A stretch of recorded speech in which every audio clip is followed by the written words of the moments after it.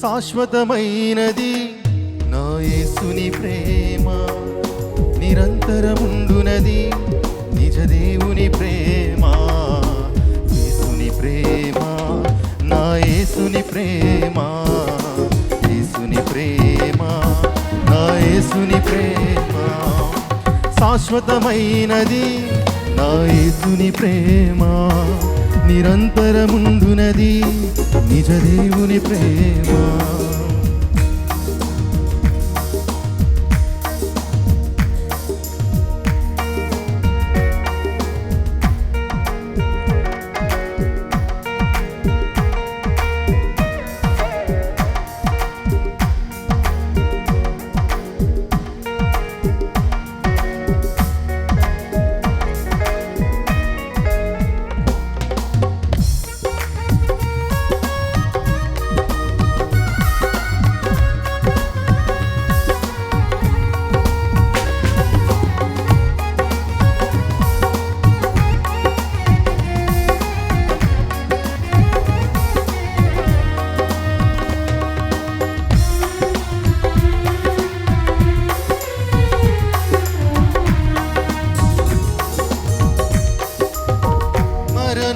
లోయలో నన్ను కాచినది, నా శ్రమలో నన్ను ఓదార్చినది.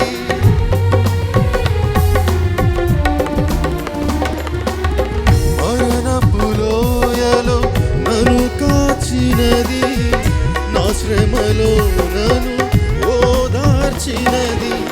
నన్ను వీడనిది, ఎడబాయనిది, మారనిది, మధురమైనది. నన్ను వీడనిది, ఎడబాయనిది, మారనిది, మధురమైనది. యేసుని ప్రేమ, నా యేసుని ప్రేమ, యేసుని ప్రేమ, నా యేసుని ప్రేమ. శాశ్వతమైనది నా యేసుని ప్రేమ, నిరంతరముండునది నిజ దేవుని ప్రేమ. శాశ్వతమైనది నా యేసుని ప్రేమ, నిరంతరముండునది నిజ దేవుని ప్రేమ.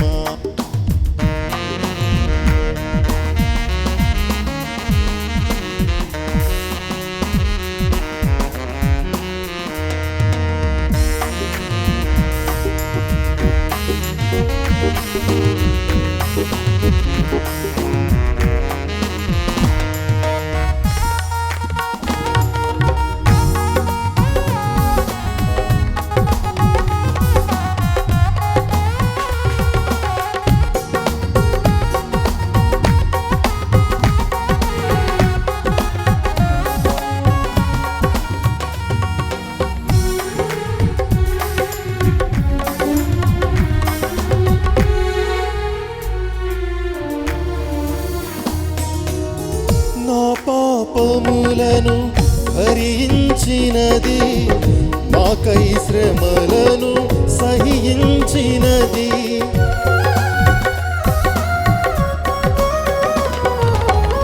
నా పాపములను భరించినది, నాకై శ్రమలను సహించినది. నాకు మారుగా మరణించినది, నన్ను జీవముతో బ్రతికించినది. నాకు మారుగా మరణించినది, నన్ను జీవముతో బ్రతికించినది. యేసుని ప్రేమ, నా యేసుని ప్రేమ, యేసుని ప్రేమ, నా యేసుని ప్రేమ. శాశ్వతమైనది నా యేసుని ప్రేమ, నిరంతరముండునది నిజ దేవుని ప్రేమ.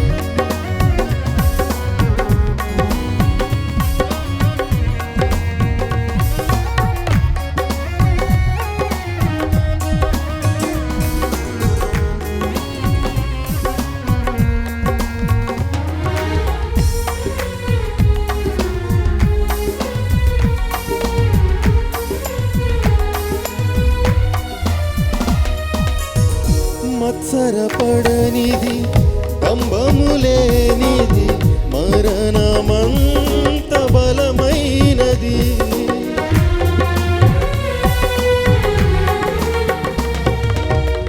మత్సరపడనిది డంబము లేనిది మరణమంత బలమైనది. దయచూపునది సహించునది అన్నిటిలో శ్రేష్టమైనది. దయచూపునది సహించునది అన్నిటిలో శ్రేష్టమైనది. యేసుని ప్రేమ నా యేసుని ప్రేమ, యేసుని ప్రేమ నా యేసుని ప్రేమ శాశ్వతమైనది. నా యేసుని ప్రేమ నిరంతరముండునది. నిజ దేవుని ప్రేమ శాశ్వతమైనది. నా యేసుని ప్రేమ నిరంతరముండునది. నిజ దేవుని ప్రేమ, యేసుని ప్రేమ నా యేసుని ప్రేమ, యేసుని ప్రేమ నా యేసుని ప్రేమ, యేసుని ప్రేమ నా యేసుని ప్రేమ, యేసుని ప్రేమ నా యేసుని ప్రేమ. ప్రభునందు ప్రియమైన వాళ్ళారా, మీ అందరికీ వందనాలు.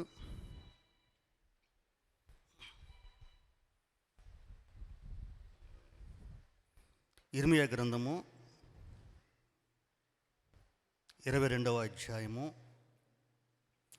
29వ వచనం చదువుదాం.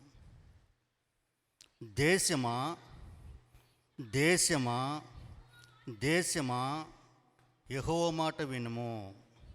దేశమా దేశమా దేశమా యెహోవా మాట వినుము. చూడండి పిల్లలు, దేవుడి యొక్క కనుదృష్టి లోకమంతటా చూస్తూ ఉన్నది. వివేకము కలిగి ఆయన వెతుకువారు ఉంటారేమోనని, దేవుని యొక్క ఉద్దేశ ప్రకారం నడిచేవారు ఉంటారేమో అని ఆయన లోకమంతటా చూస్తున్నాడు. ఒక ఆయన అన్నారు, లోకం అంటే మట్టి కాదు, లోకం అంటే లేకపోతే దేశం అంటే మట్టి కాదు, దేశం అంటే మనుషులట. దేవుడు లోకమంతటిని చూస్తూ ఉన్నాడు, దేశమంతా చూస్తూ ఉన్నాడు. ఈ యొక్క సహవాసం నాయకులైన అబ్రహాం గారికి కూడా ఈ భారతదేశం అంతటా నీకు ఇస్తానని ఆయన వాగ్దానం చేశారు. ఈ సహవాసము, ఈ యొక్క నది, ఈ యొక్క జీవనది ఎక్కడ ప్రవహిస్తుందో అక్కడ జలశరములన్నీ బ్రతుకుతాయి అన్నారు. అంటే ఈ నది వెళ్ళే వరకు అక్కడ చనిపోయిన చేపల వలె ఉంటారనమాట. ఈ నది ఎక్కడ ప్రవహిస్తుందో అక్కడ మరి జలశరములన్నీ బ్రతుకుతాయి. ఈ నది వెళ్ళే వరకు కూడా ఎలాగుంటుందంటే జీవము లేనటువంటి, మరి పరిశుద్ధత లేనటువంటి, పరలోకానికి సిద్ధపడలేనటువంటి స్థితిలోనే ఈ దేశంలో మనుషులు అలాగుంటారని దైవజనులకు అన్నారు. ఈ దేశాన్ని నీకు నేను ఇస్తాను, ఈ భారతదేశం నేను మీకు ఇస్తాను, ప్రపంచమంతటికి కూడా ఈ జీవనది ప్రవహించదని వాగ్దానం చేశారు. కారణం ఏంటంటే దేశమును దేవుడు చూసినప్పుడు ఎలాగున్నదంటే 10వ వచనం చూద్దాం. 23వ అధ్యాయం ఇర్మియా గ్రంథం. దేశము వ్యభిచారముతో నిండి ఉన్నది. జనులు ఒడివడి నడవడి చెడ్డదాయను. వారి శౌర్యము అన్యాయమున ఉపయోగించుతున్నది గనుక శాపగ్రస్తమై దేశము దుఃఖపడుతున్నది. అడవి బీళ్ళు ఎండిపోయెను. దేశము దుఃఖపడుతున్నది. ప్రియులారా, మనుషులను, దేశమును, లోకమును దేవుడు ఆకాశమును చూస్తున్నప్పుడు ఆయన దుఃఖపడుతూ ఉన్నాడు, బాధపడుతూ ఉన్నాడు. ఆయన సత్యము ఎరిగి లేక ఆయన యొక్క ఉద్దేశం ఎరిగి లోబడేవారు లేనటువంటి పరిస్థితులుగా దేవుడు దుఃఖపడుతూ ఉన్నాడు.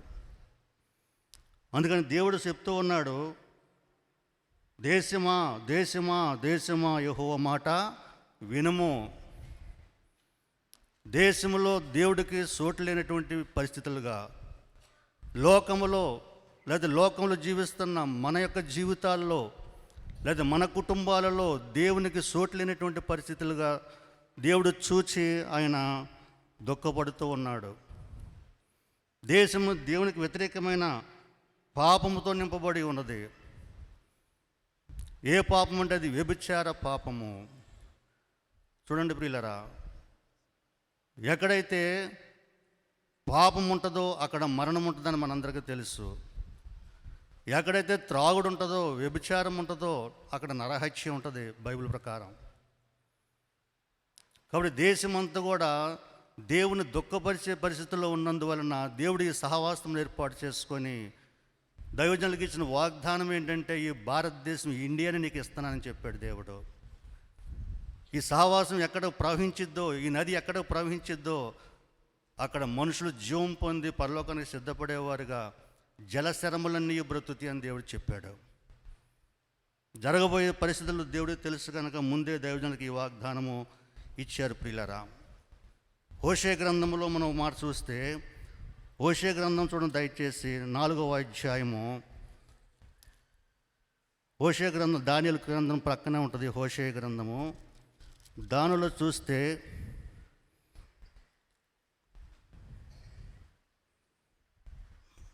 7వ వచనము 4:7 తామొక కలిమి కలిగినది కొలది వారు నా ఎడల అధిక పాపము చేసిరి కనుక వారి ఘనతను నీచ స్థితికి మార్చుదును. నా జనుల పాపములను ఆహారముగా చేసుకొందురు గనుక జనులు మరి అధికముగా పాపము చేయవలనని వారు కోరుదురు. చూడండి, ఆహారము తినుట ఎంత ముఖ్యమో ప్రాముఖ్యమో, పాపమును కూడా ఆహారముగా ఇంకా చేయకుండా ఉండలేనంతగా వారు అలవాటు పడిపోతున్నారు. పాపమును చేయకుండా ఉండలేనంతగా వారు బ్రతుకుతూ ఉన్నారు. దేవుడు లోకమును మనుషులను చూసినప్పుడు వారికి ఆయనకి ఇదంతా కనబడుతూ ఉన్నది.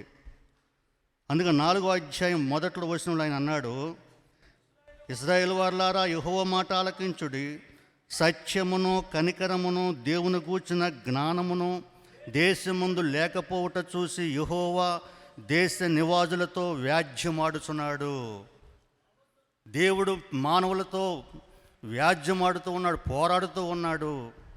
దేవుని గూర్చిన జ్ఞానము దేశములో లేకపోవటం వలన, దేవుని గూర్చినటువంటి జ్ఞానము మనుషులలో లేకపోవటం వలన దేవుడు మనుషులతో ఆయన పోరాడేటువంటి పరిస్థితిగా ఉంటూ ఉన్నాడు.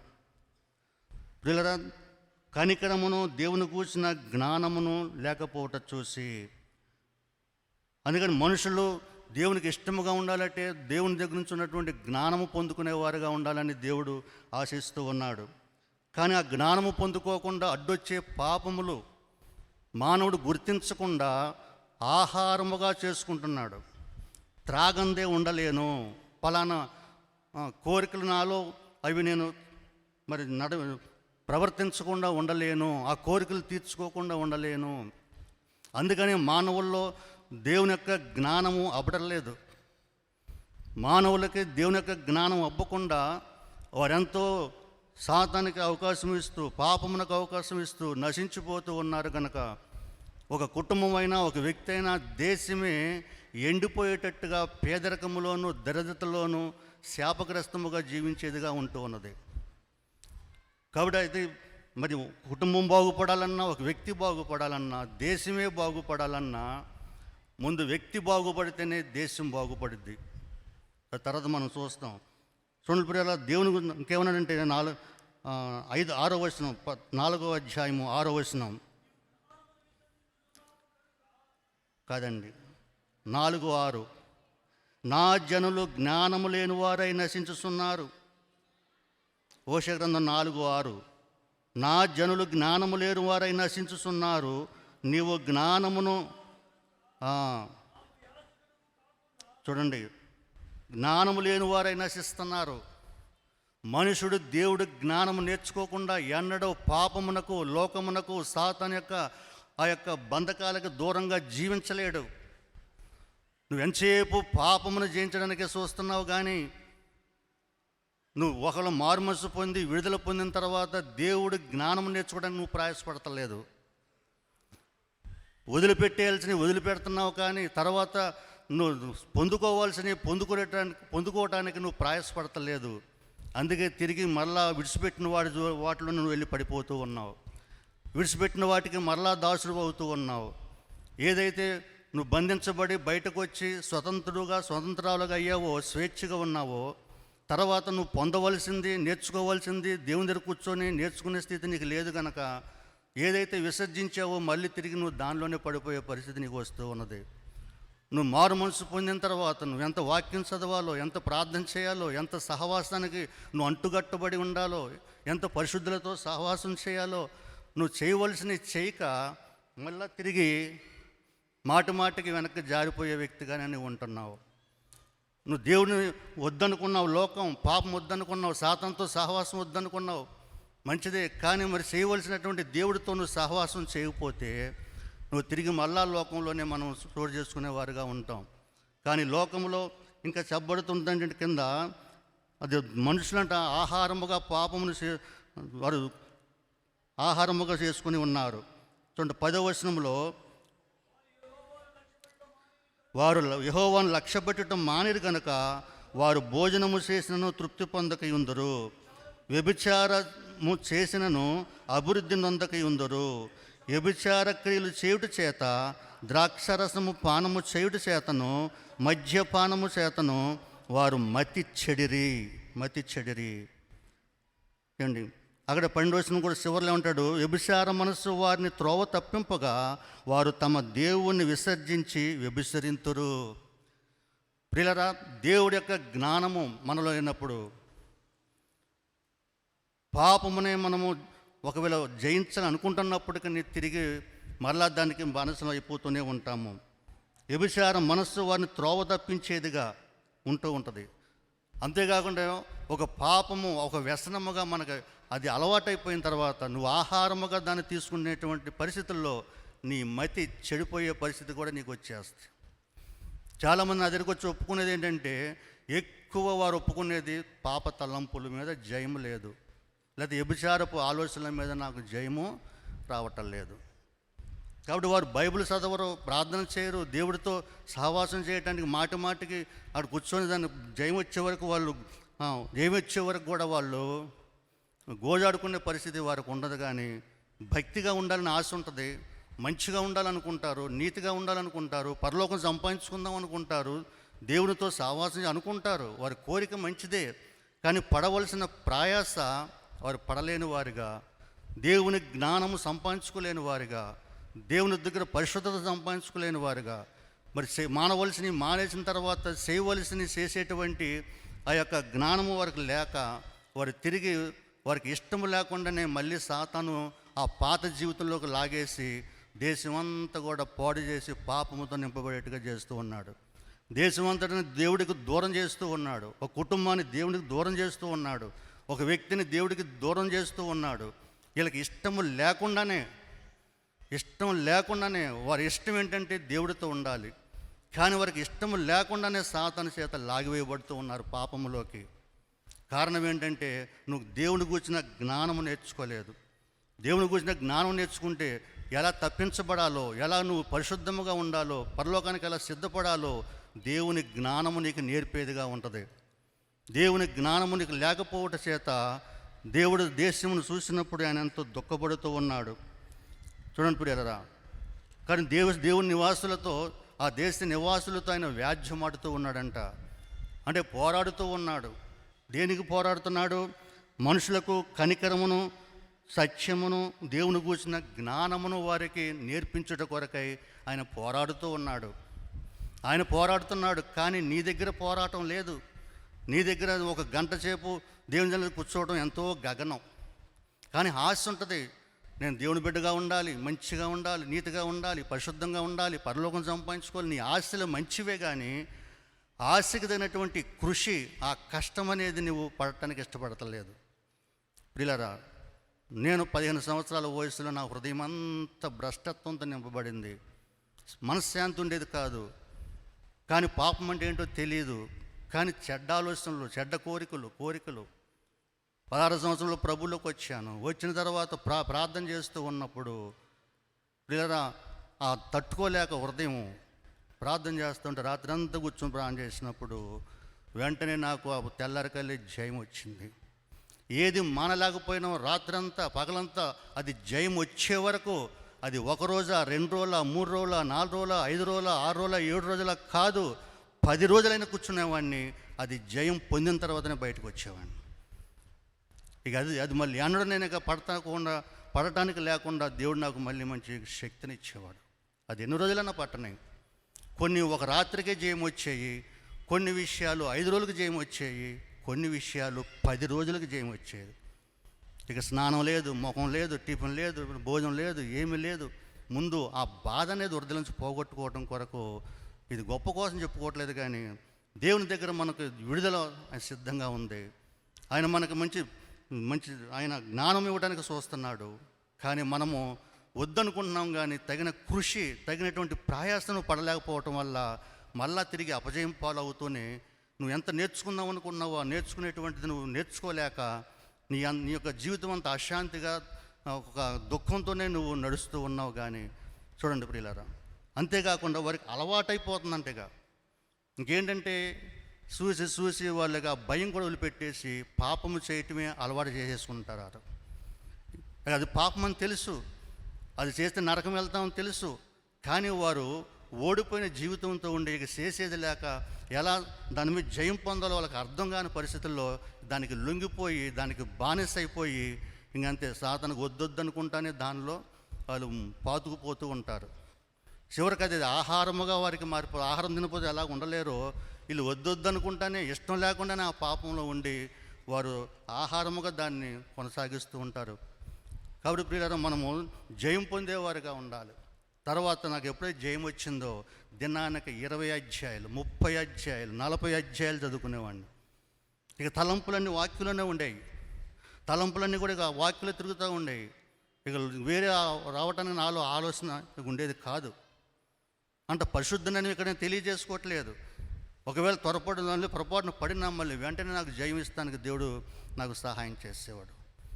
అందుకని మన దైవజనులైన అయ్యగారు కూడా అంటారు, ఆయన ఏమంటారంటే ఎక్కువగా పాపాన్ని ఖండించేవాడు, ఎప్పుడు రాజీ పడేవారు కాదు. ఆయన మమ్మల్ని ఎంత ప్రేమించేవాడో, ఆయనలో మాలో ఒక చిన్న పాపం కనపడితే అంత బాగా గద్దించేవారు. ఇంకెవరు గద్దించరు, అంతగా గద్దించేవారు. నా చేతులు అపవిత్రంగా నేను కూడా ఆయన చెప్పారు. కాదయ్యా అన్నందుకు దేవుడు అబద్ధం ఆడతాడా, వెళ్ళి ప్రాణం చేసుకో అన్నారు. కాదన్నందుకు నేను మరి 10 రోజులు ఆయన మాట్లాడుతూ మానేశారు నాతో అయ్యగారు. తర్వాత వెళ్ళి 10 రోజులు ఉపవాసం ప్రార్థన చేశాను. 10 రోజులు ఉపవాసం ప్రార్థన చేసి దేవుడు యాకోబు పత్రిక ద్వారా 4వ అధ్యాయం ద్వారా పాపులారా మీ చేతులు పరిశుద్ధపరచుకోమని అక్కడ చెప్పిన అది నా కళ్ళకు వచ్చింది.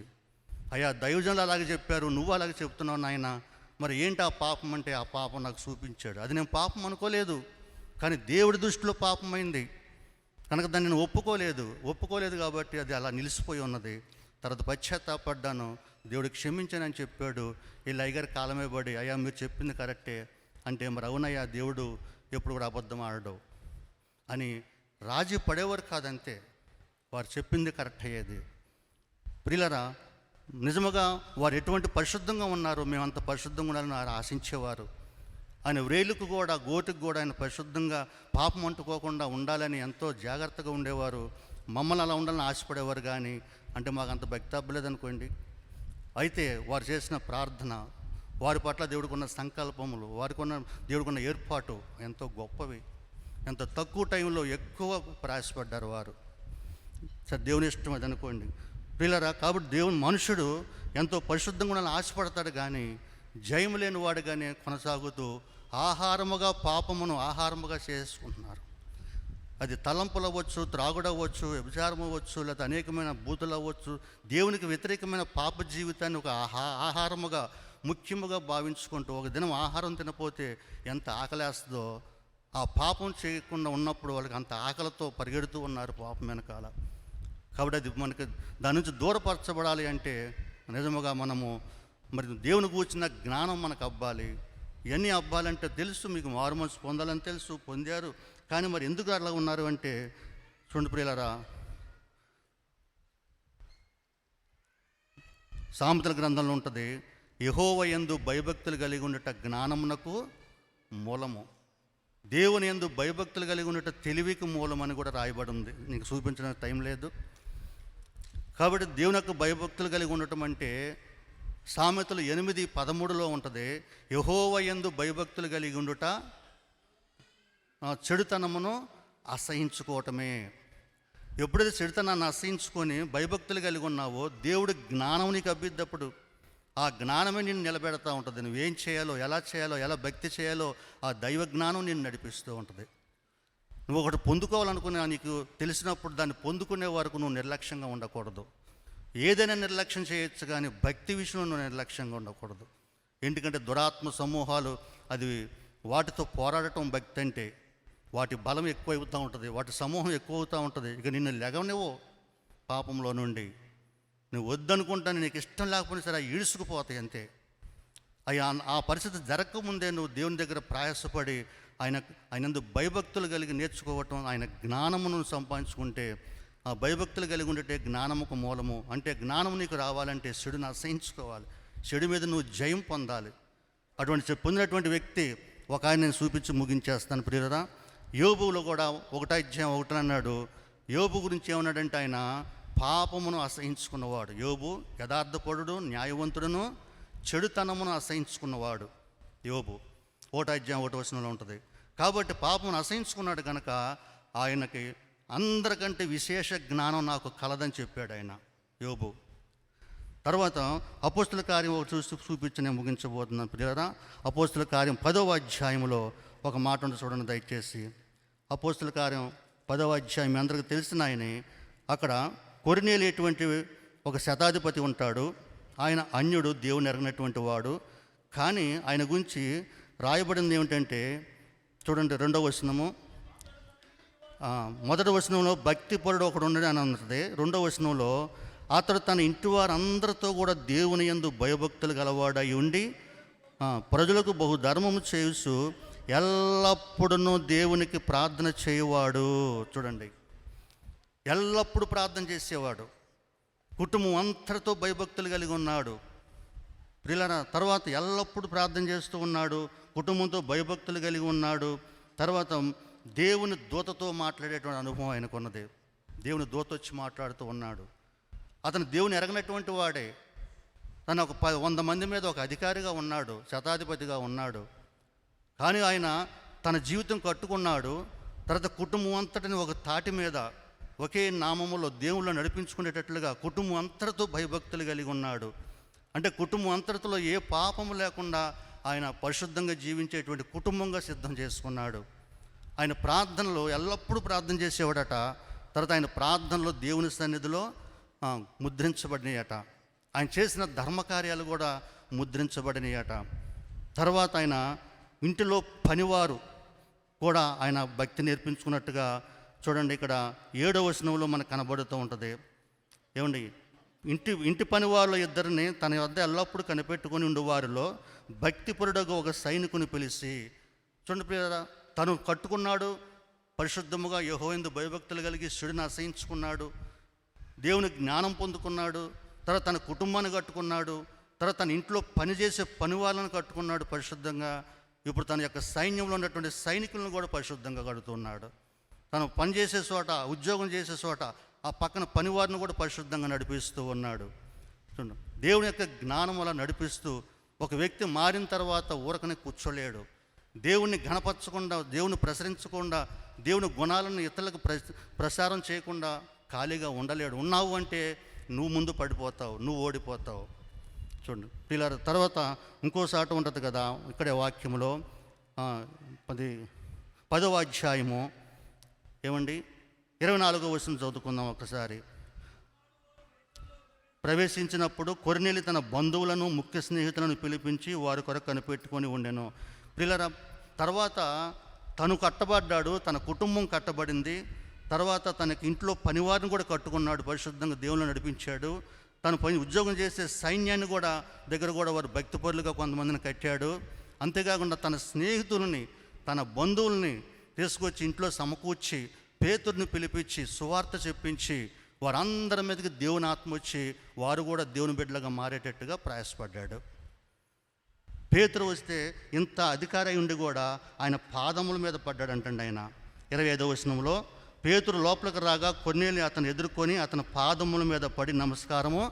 ఎంత తగ్గింపు, ఎంత చెడును అసహించుకున్న జీవితము, ఎంత దేవుని యందు భయభక్తులు, ఎంత దేవుని జ్ఞానం పొందినటువంటి పరిస్థితి ఆ యొక్క కొర్నేలికి ఉంది. కనుక ఆ కొర్నేలి చేసేటువంటి ప్రార్థన దేవుని సన్నిధిలో ముద్రించబడింది. దేవునికి ఇష్టడుగా జీవించాడు ప్రియులారా. కాబట్టి ఎంతగా మన జీవితంలో నిజముగా మనం మారిన తర్వాత మరి ఎంతకు మంది కొరకు మనం మారేటట్టుగా ప్రయాసపడుతూ ఉంటాం. అందరికీ చెబుతాం, వీళ్ళ కోసం ప్రార్థన చేయండి, వాళ్ళ కొరకు ప్రార్థన చేయండి, వీళ్ళ కోసం ప్రార్థన చేయండి, అది ఎంతమందికి చెబుతాం, కానీ మనం మటుకు ప్రార్థన చేయం. ఏమండి, నువ్వు చేయనంత వరకు నీ ఇంట్లో కార్యం జరగదు, గుర్తుంచుకోండి. ఎవరెవరో చేసినందుకు కాదు అక్కడ ప్రాముఖ్యమైంది. నీవు బలపడి నువ్వు చేసి నువ్వు కుటుంబాన్ని రక్షించుకోవాలని దేవుడు చూస్తూ ఉంటాడు. అందుకే మొదట నీకు మారు మనసు ఇచ్చాడు, నిన్ను వెలిగించాడు. నువ్వు నీ కుటుంబం అంతా వెలిగించాలని, తగ్గించుకోవాలని ప్రభు ఆశిస్తూ ఉన్నాడు. ముందు తగ్గింపు జీవితం వస్తుంది నువ్వు మారు మనసు పొందగానే. నువ్వు ఎప్పుడైతే చెడుని అసహించుకోవో నిజంగా నీకు మంచి దేవుడు జ్ఞానాన్ని ఇస్తాడు. జ్ఞానము గల స్త్రీ తన ఇల్లు కట్టుకునేట్టుగా చేస్తుంది.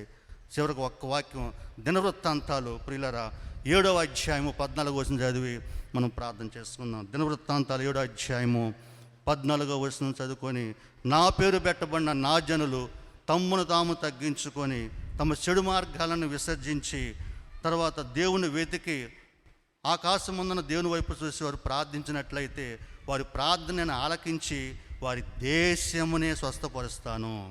అది ఆయన చెప్పింది.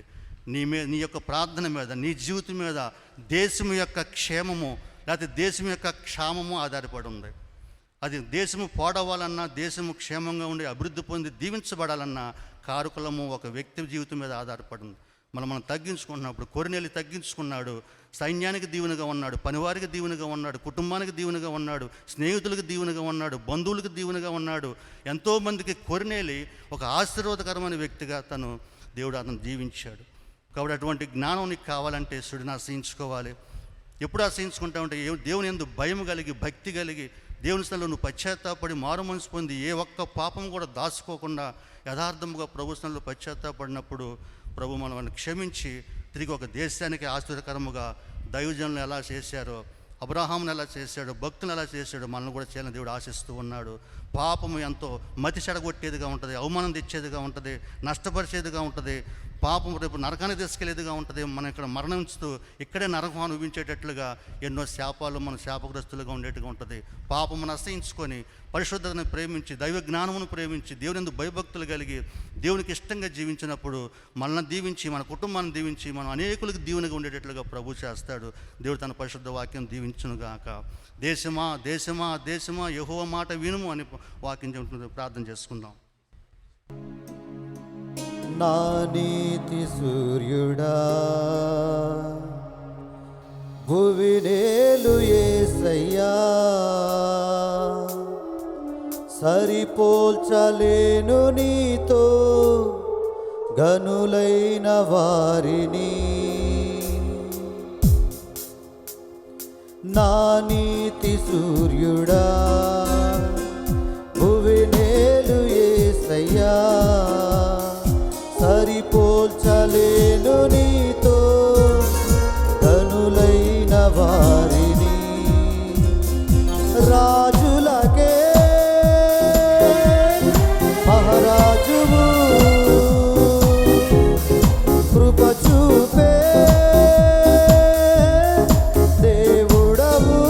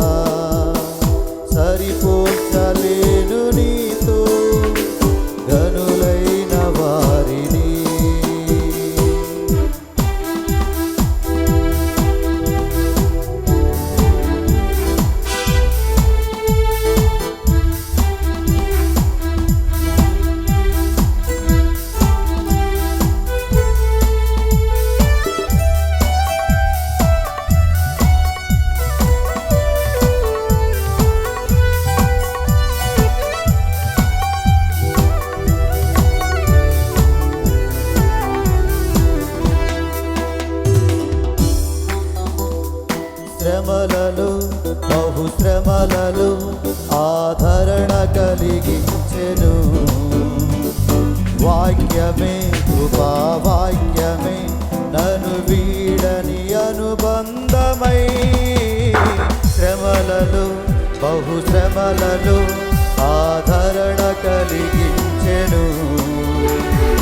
వాక్యమే కృపావాక్యమే నన్ను వీడని అనుబంధమై, నీ మాటలే జలధారలై సంతృప్తినిచ్చెను.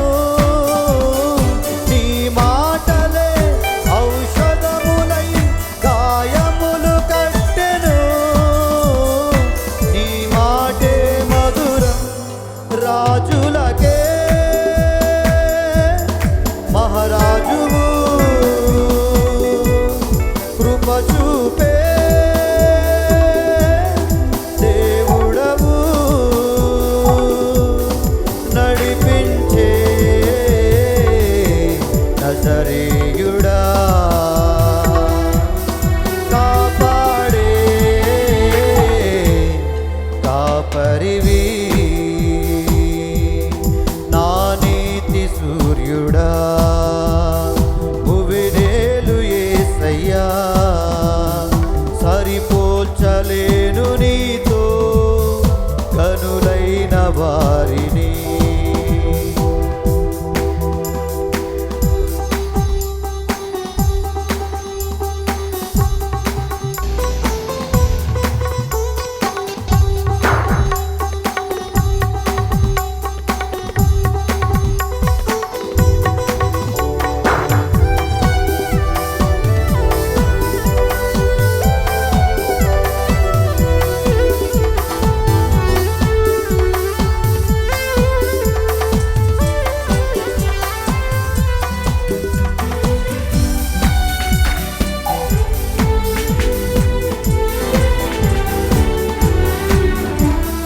మేలుకై సమస్తమును జరిగించుచున్నావు నీవు, ఏదియు కొదువ చేయవు నిన్నాశ్రయించిన వారిని.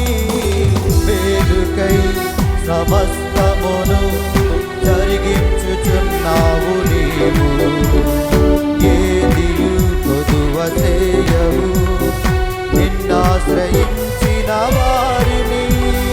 భీకరమైన కార్యములు చేయుచున్నవాడా సజీవుడవై అధిక స్తోత్రము పొందుచున్నవాడా, తన భరతును నిన్నే ప్రేమించే యేసయ్యా నీవుంటే చాలునయా నడిపించే నజరేయుడా కాపాడే కాపరివి నా నీతి సూర్యుడా భువినేలు యేసయ్యా సరిపోల్చలేను నీతో గనులైన వారిని. రాజులకే మహారాజువు కృప చూపే దేవుడవు నడిపించే నజరేయుడా కాపాడే కాపరివి నా నీతి సూర్యుడా భువినేలు యేసయ్యా సరిపోల్చలేను నీతో గనులైన వారిని.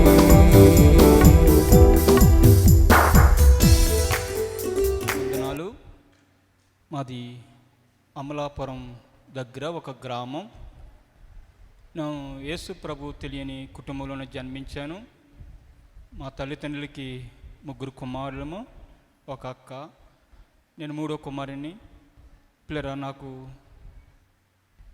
పొలం ఉన్నది, అన్నీ ఉన్నా కూడా నాకు ఒక ఆశ ఉండేది. నేను టైలరింగ్ పని నేర్చుకోవాలని ఆశపడుతూ ఉండేవాడిని. నేను టైలరింగ్ పనికి వెళ్తుంటే మా తల్లిదండ్రులు పిలిచి, నీకు ఈ పని ఎందుకు, పొలం ఉంది కదా అని చెప్పేవారు పిల్లరా. అయితే ఈ ఊర్లో ఉండకూడదని మా అమ్మ దగ్గర బంగారం చైన్ ఉంటే అది తీసుకెళ్ళి అమ్మి బొంబాయి వెళ్ళిపోయిన పిల్లరా. బొంబాయిలో 18 సంవత్సరాలు ఉన్నా. 18 సంవత్సరాలు పోయిన తర్వాత మళ్ళా మా ఊరు వచ్చాను.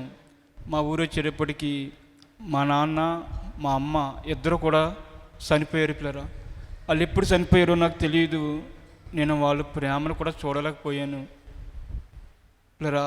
చాలా దుఃఖంతో ఉన్నప్పుడు నాకు 2 అన్నయ్యలు మా అక్క వచ్చి నన్ను ఓదార్చి, నీకు వివాహం చేస్తానులే, నీ పొలం నీకు ఇస్తాంలే అని చెప్పారు పిల్లరా.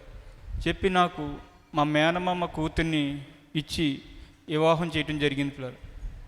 నా వివాహం అయిన తర్వాత నేను హైదరాబాద్లో ఉండేవాడిని. కొంతకాలము ఒక 6 నెలలు గడిచింది. నాకు బాగా బలహీనత అనేది నాకు వచ్చింది పిల్లరా. హాస్పిటల్కి వెళ్తుంటే తగ్గట్లేదు. నేను బ్లడ్ చెకప్ చేసుకుంటే HIV ఉన్నదని చెప్పాడు డాక్టర్ గారు. చాలా జాగ్రత్తగా ఉండాలి అని చెప్పాడు పిల్లరా. ఇంటికి వెళ్ళి నేను చాలా బాధపడుతూ దుఃఖంతో ఉన్నాను. అయ్యో, నన్ను నమ్ముకుని భార్య వచ్చింది కదా, ఆమె జీవితం ఏమైపోతుంది అని పిల్లరా చాలా దుఃఖపడుతూ ఉండేవాడిని. అయితే నా భార్యకి తెలిసి నన్ను కూర్చోబెట్టుకుని, అయ్యా నువ్వు యేసు ప్రభువుని నమ్ముకోవచ్చు కదా అని చెప్పింది. యేసు ప్రభు మన దేవుడు కాదు, ఆయన బయట దేశం దేవుడు, ఆయన జోలు మనకెందుకు అని చెప్పాను. కాదు, నువ్వు యేసు ప్రభువుని నమ్ముకయ్యా అంది. నువ్వు కూడా నేను బాగానే సంపాదిస్తున్నాం, ఇంటి దగ్గర మనకు పొలం ఉంది, ఎందుకమ్మా యేసు ప్రభువారు అని చెప్పాను. ఈ బంగారం కానీ ఈ బట్టలు కానీ నాకు ఏమీ కొనవద్దు, కానీ యేసు ప్రభువుని నమ్ముకయ్యా అని చెప్పింది. గట్టిగా ఆమెని కొట్టి దీశించి అలా కొంత దూరం నడుచుకుంటూ వెళ్ళిపోయాను. మళ్ళా నడుచుకుంటూ వెళ్ళి ఆలోచన చేసుకున్నాను, యేసు ప్రభువుని నమ్ముకోమంటుంది మంచిదే కదా, అయితే మనకి యేసు ప్రభు అంటే తెలియదు కదా అని మళ్ళా నేను మా ఇంటికి వచ్చి నా భార్యను కూర్చోబెట్టి, నేను 5-6 ఉంటే వస్తాను చర్చికి, ఎక్కువ ఉండకూడదు అని చెప్పాను. అలాగే నేను అడుగుతాను రమ్మంటే పిల్లరా. నేను ఒక చిన్న చర్చికి వెళ్ళాను. అక్కడ 10 మంది ఉన్నారు. అలాగే వెళ్ళాను.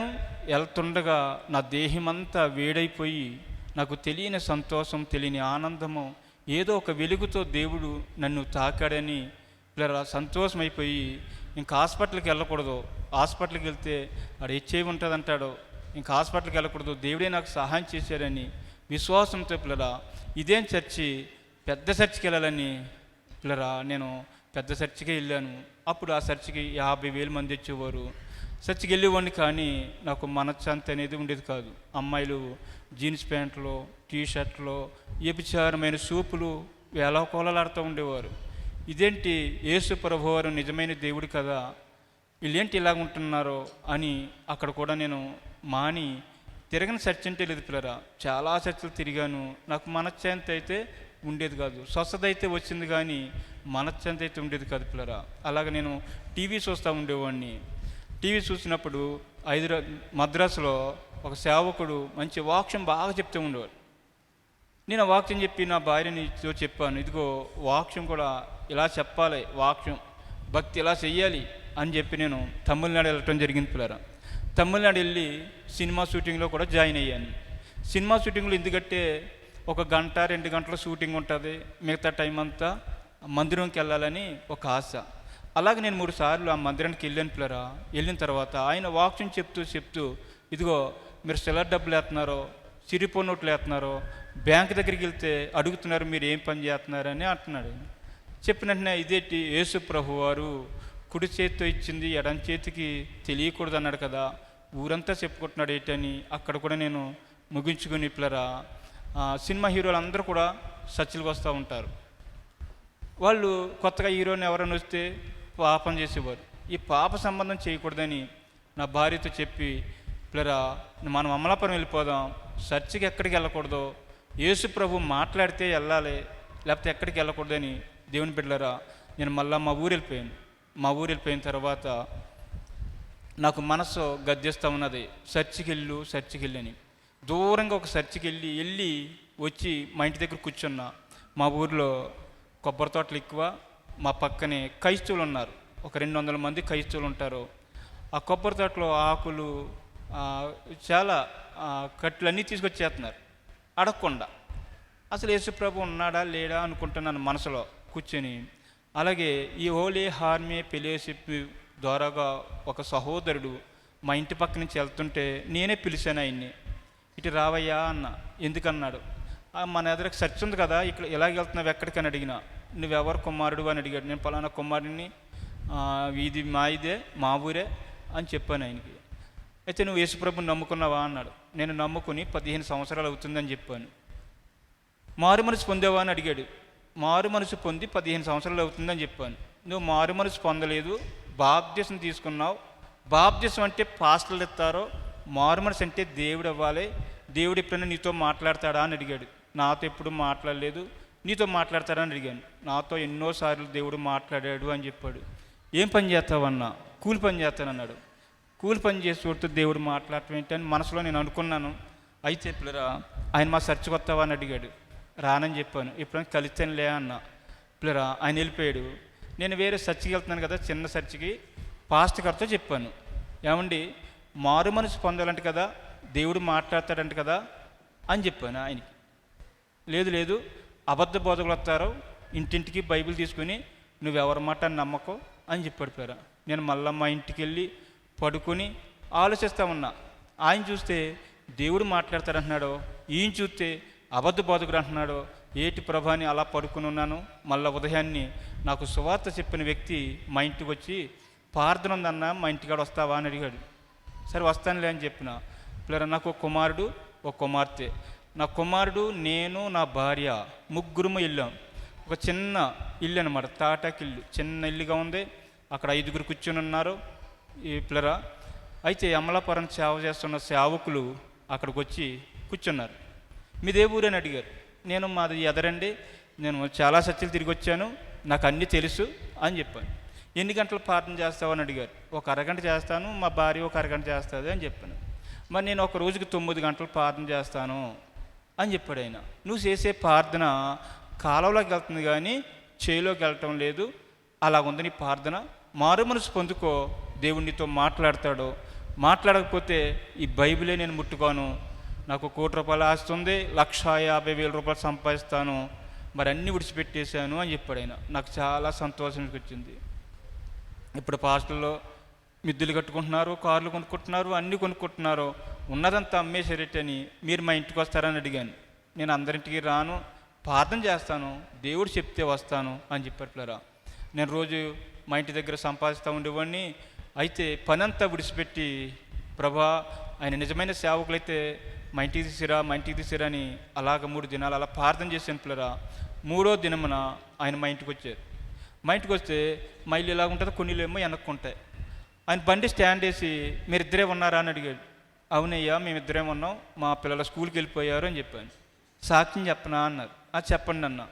కళ్ళు మూసుకొని చిన్న ప్రార్థన చేస్తాను అని చెప్పారు. కళ్ళు మూసుకొని తెరిసే లోపల 25 మంది వచ్చి మా వెనకాల కూర్చున్నారు. ఇదే పాస్టర్ గారు ఇలా ఉన్నారు అనుకున్నా. అయితే ఆయన సాక్ష్యం చెప్పేసిన తర్వాత ఈ అమలాపురం ప్రాంతాల్లో 15 ఆరాధనలు జరుగుతూ ఉన్నాయి. వాళ్ళు ఎలా మారారో మీ ఇంటికి వచ్చి సాక్ష్యం చెప్పొచ్చా అన్నారు. మా ఇంటి కనుక క్రైస్తవులు ఉన్నారండి, తీసుకొస్తాను అని చెప్పి మంగళవారం నైట్ పిల్లరా మా ఇంటికాడ ప్రార్థన పెట్టడం జరిగింది. మా ఊరికి ఒక 2 కిలోమీటర్ల దూరంలో వచ్చి ఒక సహోదరుడు సాక్ష్యం చెప్తూ ఉన్నాడు మాకు. ఆయన ఒక రోజుకి 3,000 కొబ్బరికాయలు తీసుకొస్తారంట దొంగతాను. ఒక్కడే, తన భార్య బిడ్డలు కూడా. హెచ్ఐవి వస్తే బ్లడ్ పడిపోయేదట, పుష్టికరంగా ఉన్నాడు. ఇదేంటి సాక్ష్యం ఇలా చెప్తున్నాడు, దేవుడు ఎలా మాట్లాడాడని ఆ ఉదయాన్నే వాళ్ళ ఊరు వెళ్ళి వాళ్ళ భార్యను కూడా అడిగిన. అక్క, ఈ అన్నయ్య మా ఇంటికాడ రాత్రి సాక్ష్యం చెప్పాడు, నిజమేనా అని అడిగిన. నిజమే అన్నయ్య, దేవుడు కానీ దర్శించకపోతే మా సమాధి మీద పిచ్చి మొక్కలు మొలుచును అని చెప్పింది ఆమె. అయితే మీ పాస్టర్ గారు ఎప్పుడు వస్తారంటే రేపు ఉదయాన్నే వస్తారు అని చెప్పారు పిల్లరా. అయితే సేవకులు మా ఇంటికి రావడం జరిగింది.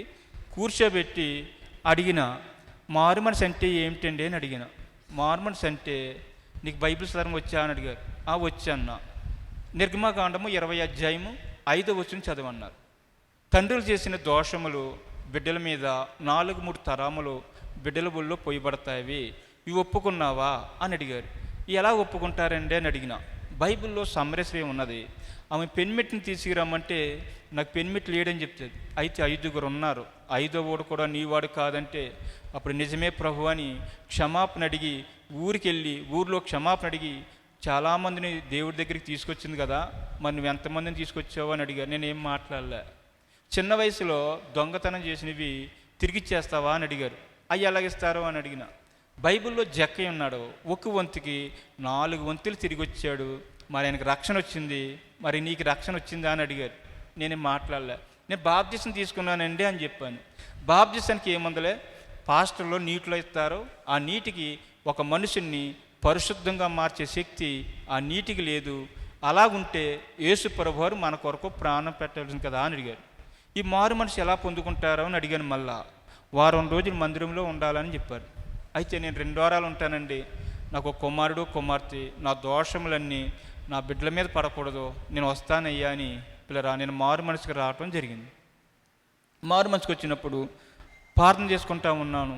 అయితే సేవకులు వచ్చి ఒక మాట చెప్పారు, మీరు ఏం చేస్తున్నారని అడిగారు. ప్రార్థన చేస్తున్నామన్నా. ప్రార్థన చెయ్యొద్దు అన్నది. మీరు ప్రార్థన చేయొద్దు, మీ కొరకు పార్వతీపురం, వైజాగ్ చాలా ఊళ్ళో జిల్లాల్లో మీ కొరకు ప్రార్థన చేస్తారు, కానీ మీరు ఈ రాత్రి ఏదన్నా యాక్సిడెంట్ అయ్యో, ఏదో పాము గరిచో, లేకపోతే హార్ట్ అటాక్ వచ్చో చనిపోతే పరలోక రాజ్యం వెళ్తారా వెళ్ళరా, దాని కొరకు మీరు ప్రార్థన చేసుకోండి, ఉపవాసం ఉంటే ఉపవాసం ఉండండి, భోజనం చేస్తే భోజనం చేయండి అని చెప్పట్లేరు. నాకు ఒక ఆశ వచ్చింది. యేసు ప్రభువారు 40 దినములు 40 రాత్రులు ఆయన ఉపవాసం ఉండిపోయాడు కదా, నేను కూడా ఒక వారం రోజులు ఉండాలని పిల్లరా మంచినీళ్ళు కానీ భోజనం కానీ నీళ్ళు కూడా పోసుకునేవాడిని కాదు.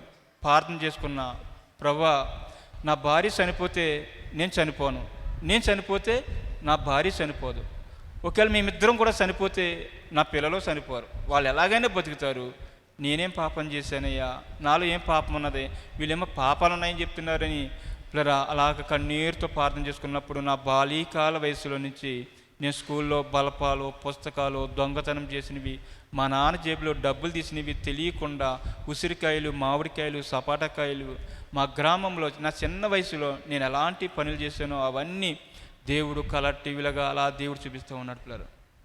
అలా చూపించినప్పుడు పిల్లరా నేను ఇంకా నాలో ఇంకేం పాపం ఉన్నాయి నాయన అని అడిగినప్పుడు పిల్లరా దేవుడు యాకోబు రాసిన పత్రిక 5:16 ఉంటుంది, ఒకరు పాపాలు ఒకరు ఒప్పుకోమని. నేను వాళ్ళందరూ పాదాలట్టుకుని క్షమాపణ అడిగి, మా భార్య పాదాలట్టుకుని క్షమాపణ అడిగి పిల్లరా ఇంకా నాలో ఏమైనా ఉన్నదా ప్రభని బలంగా ప్రార్థన చేసుకున్నప్పుడు నేను బొంబాయిలో వ్యభిచారంతో ఉన్నప్పుడు పిల్లరా ఎంతమందితో నేను తిరిగానో అలాగలందరినీ అలా నిలబెట్టాడు పిల్లరా.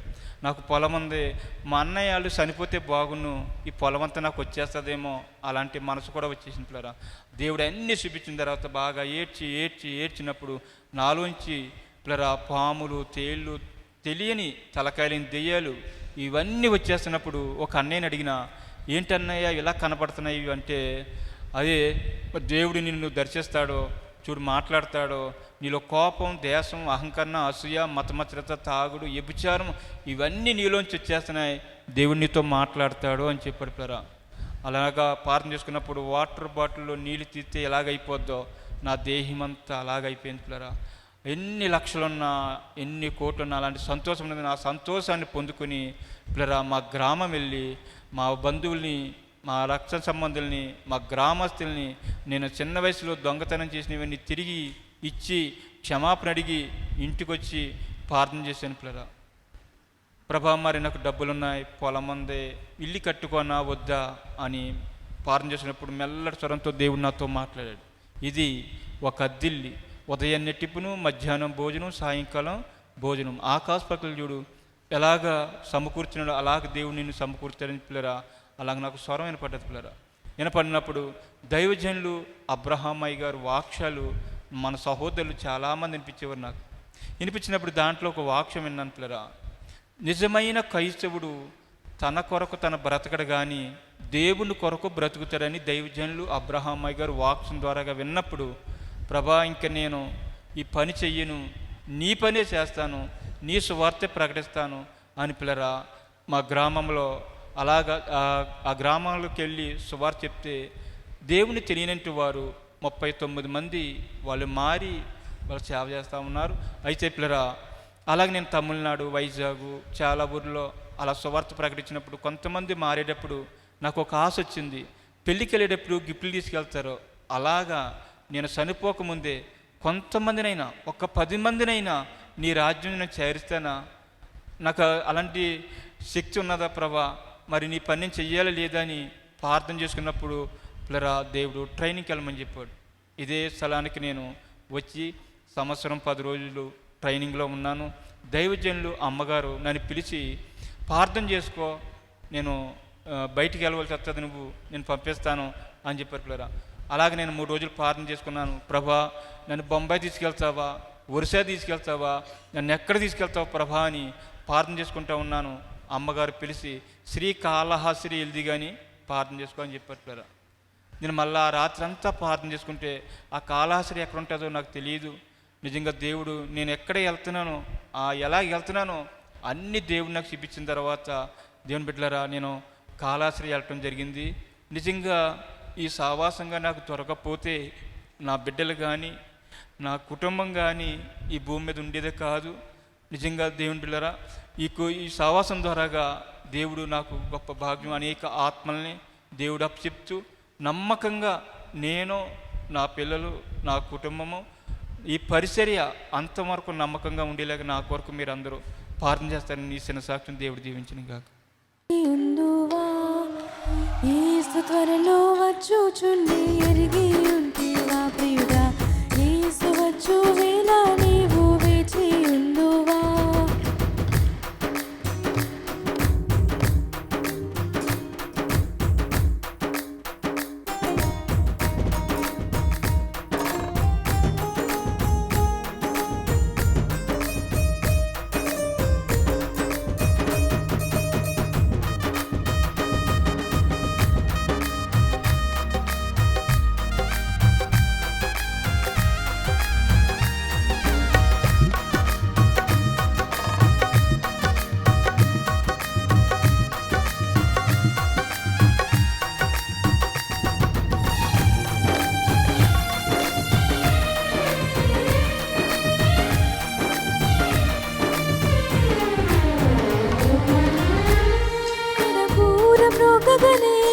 ప్రభు యేసు దిగి వచ్చున్, నడి ఆకాశమునకు ప్రభు చేరి నిన్ను పిలుచున్.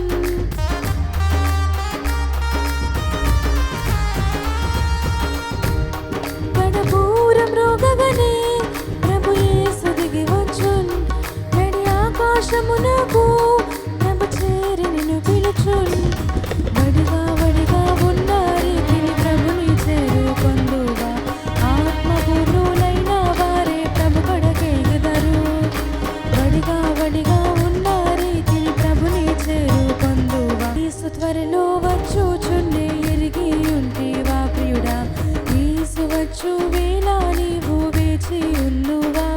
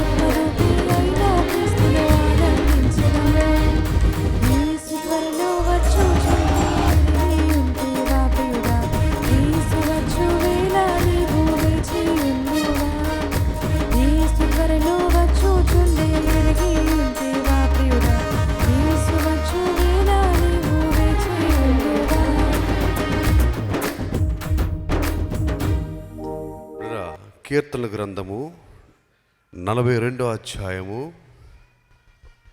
కీర్తన గ్రంథము 42వ అధ్యాయం మొదటి నుంచి చదువుకుందాం. దుప్పి నీటి వాగుల కొరకు ఆశపడినట్లు దేవా, నీ కొరకు నా ప్రాణం ఆశపడుచున్నది.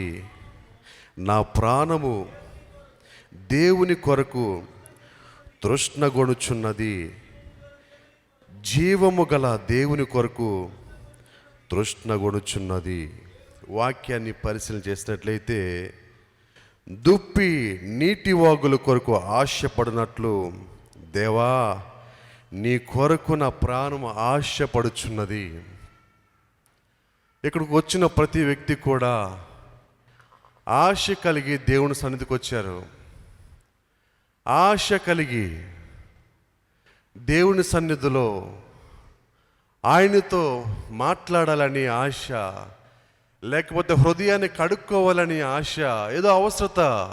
ప్రతి వ్యక్తి కూడా ఆశతో దేవుని సన్నిధికి వచ్చారు. ప్రియరా, ప్రతి రంగంలోనూ ప్రతి వ్యక్తి కూడా, పేదవాడు మొదలుకొని ధనవంతుడి వరకు, పేదవాడు కష్టపడి తన కుటుంబం కోసం ప్రయాసపడి తన కుటుంబాన్ని పోషించుకుంటూ ఉంటాడు. చదువుకునేవాడు కష్టపడి ఆశతో చదువుతూ ఉంటాడు, మంచి ప్యాకేజ్ కొట్టాలని. బిజినెస్ చేసేవాడు కష్టపడి తన బిజినెస్లో తన ఆలోచన అన్నిటినీ వినియోగించి బిజినెస్లో ముందుకు వెళ్ళాలని కష్టపడుతూ ఉంటాడు. ప్రతి రంగంలోనూ కష్టపడాలి, భక్తి చేయాలని ఆశ మనకున్నప్పుడు మనము కూడా కష్టపడాలి. ఎందుకంటే బలమైన పునాది వేసుకోవాలి. యేసుప్రభులో బలమైన పునాది వేసుకున్నప్పుడు, స్థిరమైనటువంటి పునాది మనం వేసుకోగలిగినప్పుడు, దేవుని సన్నిధిలో కూర్చుని హృదయాన్ని పరిపూర్ణంగా కడుక్కొని బలమైనటువంటి పునాది మనం వేసుకోగలిగినప్పుడు మన ఆశకు తగినటువంటి ప్రతిఫలాన్ని చూస్తాం. వెలుగు ఉన్న చోట చీకటి ఉండదు, దైవత్వం ఉన్న చోట లోకం ఉండదు. రెండు మిళితం అవ్వాలంటే మన ఆశ, ప్రతి ఒక్కరి ఆశ ఏంటంటే మంచి వర్తమానం విన్నప్పుడు, లేదా మంచి జీవిత చరిత్రలు చదివినప్పుడు, ఇలాంటి జీవితం నాకు కూడా కావాలి, లేకపోతే ఇలా నేను కూడా బ్రతకాలి. ఆశ పడతాం. కానీ ఆశను మనం రీచ్ అవ్వాలంటే లోకం వేరు, దైవత్వం వేరు. ఎంతో ప్రార్థన చేసుకుంటాం, ఎంతో బలపడతాం. అయితే సాతాను మనకన్నా చాలా ఎక్స్పీరియన్స్ ఎక్కువ. వాడికి మనల్ని ఎలా డైవర్ట్ చేస్తాడో మనం ఎక్స్పెక్ట్ చేయలేం. ఎలా డైవర్ట్ చేస్తాడంటే, నేను అయ్యగారు వాక్యాలు ఎక్కువ రికార్డింగ్ చేస్తూ ఉండేవాడిని. అయ్యగారు వాక్యాలు వింటూ ఉన్నప్పుడు బహు ప్రభావితమయ్యి నేను కూడా బహు శ్రేష్టంగా జీవించాలని ఆశ కలిగి బహుగా ప్రార్థిస్తూ ఉండేవాడిని. ప్రభా, నా చిటికిని వేలు కూడా పాపం అంటకూడదు. సహవాసం కోసం, నా కోసం, అనేక మంది సేవకుల కోసం మోకాళ్ళు దండేసి ప్రార్థన చేస్తూ ఉండేవాడిని. నా తల్లి, అయ్యా పండుకో, చాలా రాత్రి అయిందని చెప్పి నా తల్లి చెబుతూ ఉండేది. ఈ విషయాన్ని ఎందుకు చెబుతున్నానంటే, సాతానుడు ఎంత ఈజీగా డైవర్ట్ చేస్తాడో మనం తెలుసుకోవాలి పిల్లరా. అయితే ఒకరోజు ప్రార్థన చేసుకున్నాను, నా తల్లి పండుకోమంటే పండుకున్నాను. ఒక పెద్ద ఆయన, ముసలి వ్యక్తి ఒక ఆయన నా కల్లో ఒక ముగ్గురు వచ్చారు. నడు వయసు అయినా ముసలి వ్యక్తి అయినా నా దగ్గరికి వచ్చి, నేను పొలంలో పార పని చేస్తూ ఉన్నాను. పని చేస్తున్నప్పుడు ఒక యవనస్త్రాలను తీసుకొచ్చి నా దగ్గర కూర్చోబెట్టి, ఇవి బాధ్యత నీది అని చెప్పి నాకు ఆమెను అప్పగించారు. వాళ్ళని ఎన్నడూ ఎక్కడ చూడలేదు, ఎప్పుడు వాళ్ళని చూడలేదు. పిల్లరా, నేను ఆ దర్శనం మెలకు వచ్చింది. ఏంటి, ఆ స్త్రీ నా కల్లోకి వచ్చింది, ఆమె నన్ను అప్పగిస్తున్నారు, నాకు ఈ బాధ్యత నీది అంటున్నారని చెప్పేసి నా మనసులో అనుకున్నాను. కూర్చొని ప్రార్థన చేసుకున్న, ప్రభా ఆమె ఎవరో ప్రభా, బాధ్యత నాకు అప్పగిస్తున్నావు నువ్వు అని ప్రార్థన చేసుకున్నాను. రోజు రోజుకు 5 నిమిషాలు, ఎందుకంటే ఆమె నాకు దేవుడు నన్ను ఆమెతో వివాహం చేస్తాడేమో అని ఆలోచన చేశాను. మిళ్ళరా 5 నిమిషాల 10 నిమిషాలు, 10 నిమిషాల అరగంట, గంట నా ప్రార్థన అంతా డైవర్ట్ అయిపోయింది. ఇక ప్రభా ఆమె ఎక్కడుందో, ఆమె శ్రేష్టంగా బ్రతకాలి, ఇక ఆమె కోసం నా ప్రార్థన అంతా, ఎంటైర్ ప్రార్థన అంతా డైవర్ట్ అయిపోయింది. కొంతకాలానికి నేను కనిగిరి వెళ్ళాను. పిల్లరా, అక్క ల్యాప్టాప్లో పాట పెట్టింది. నీ ప్రేమకు ఒక సాంగ్ పెట్టినప్పుడు ఆ సాంగ్ విని నేను ఆశ్చర్యపోయాను. అరే, నా కళ్ళలో చూసిన స్త్రీ ఈమె కదా. ఆశ్చర్యపోయాను. వాళ్ళ ఛానల్లోకి వెళ్ళి చూసినప్పుడు ఒక పెద్ద ఆయన ఎవరున్నారో ఆయన, వాళ్ళ అల్లుడు గారు అందరూ కనపడ్డారు దాంట్లో. ఆశ్చర్యపోయాను. అబ్బో, వీళ్ళొక సహవాసమా, వీళ్ళొక సంస్థ, ఈమెని నాకు ఇచ్చి దేవుడు వివాహం చేయబోతున్నాడు అని చెప్పేసి నేను ఒక సంతోషపడ్డాను. పిల్లరా, సంతోషపడినప్పుడు ఎంతకాలం చూసినా దేవుడు వాళ్ళని మండలి తీసుకురావట్లేదు. ఇంకా దేవుడు నాకు మార్గం చూపించాడు కాబట్టి నేనే అక్కడికి వెళ్ళాలేమో అని చెప్పేసి సొంత జ్ఞానం ఉపయోగించి నా తల్లి దగ్గరికి వెళ్ళి, అమ్మా మరి నేను సేవ చేయాలి కాబట్టి బయట సంఘాల పరిస్థితి ఎలా ఉండేది తెలుసుకోవటానికి నేను బయట పరిచర్యకి వాక్యం వినటానికి వెళ్తానమ్మా అని చెప్పేసి నా తల్లిని అడిగినప్పుడు నా తల్లి సంతోషంగా పంపించింది. బండి వేసుకుని, బుల్లెట్ వేసుకుని విజయవాడ వారి సెంటర్కి వెళ్ళాను. ఆ ఆరాధన క్రమం తెలుసుకుని టైమింగ్స్ వెళ్ళినప్పుడు వెళ్ళి బాల్కనీలో కూర్చున్నాను, వాక్యం వింటున్నాను. వాక్యం వింటూ ఉన్నప్పుడు వారు కొన్ని విషయాల్లో వారి యొక్క క్యాస్ట్ గురించి మాట్లాడినప్పుడు, దేవుడు నన్ను ఇక్కడ తీసుకొచ్చాడంటే ఇవన్నీ సరిచేయాలి, వీళ్ళ క్యాస్ట్ ఫీలింగ్ వీళ్ళకి ఉంది కాబట్టి దేవుడు నన్ను వీళ్ళని సరిచేయడానికి తీసుకొచ్చాడు కావాలనుకున్నాను. వాక్యం అంతా అయిపోయిన తర్వాత ముగించేటప్పుడు కొత్త వారు ఎవరు వచ్చారో నిలబడండి అన్నారు ఆయన, పాస్టర్ గారు. గుండె జల్లు ఉంది. ప్రభువా, నేను అసలే పిరికోడిని, నువ్వెంత డైరెక్ట్ అయిపోయావేంటి, డయాస్ మీద తీసుకువెళ్ళి నన్ను ఎలా పరిచయం చేసి ఇలా దగ్గర చేస్తావా, నా గుండె అంత ధైర్యం లేదు ప్రభువా అని చెప్పి ప్రార్థన చేసుకుని నేను లెగట్లా. నా ప్రక్కనోడు అన్నాడు, బ్రదర్ మిమ్మల్ని ఎక్కడ చూడలేదు, మిమ్మల్ని నేను ఎప్పుడు చూడలేదు బ్రదర్, మీరు కొత్తగా వచ్చారు కదా అంటే, అవునండి అన్న. మీరు లెగవండి అని చెప్పి నన్ను బలవంతంగా లేచి నిలబెట్టాడు. నుంచున్నాను. ఆయన డయాస్ మీద నుంచి మాట్లాడుతున్నాడు. అయ్యా నువ్వు త్వరగా డయాస్ మీదకి రావాలని చెప్పి అన్నప్పుడు నా గుండె జారిపోయింది. వస్తున్నాను అన్నట్టుగా ఆ బాల్కనీ నుంచి దిగుతూ, ఆ బయటికి మెట్లు ఉంటే లోపలికి మెట్లు ఉన్నాయి, బాల్కనీ నుంచి బయటికి వచ్చేసి బండి వేసుకుని కాముగా వచ్చేసాను. ప్రభా, నేను చాలా పిరుకోండి, నీకు తెలుసు కదా, నువ్వెంత డైరెక్ట్ అవుతే ఎట్లా, ఎంత డైరెక్ట్ చేస్తున్నావు నువ్వు నన్ను అని చెప్పి దేవుని గురించి ప్రార్థన చేసుకుని ఇంటికి వచ్చేసాను. కొంతకాలం నేను గ్యాప్ ఇచ్చాను. ప్రభా, వారిని తీసుకురా, నువ్వే తీసుకురా అని ప్రార్థన చేస్తూ ఉన్నా. ఎంత చేసినా ప్రార్థన మరలా వాళ్ళు రావట్లా.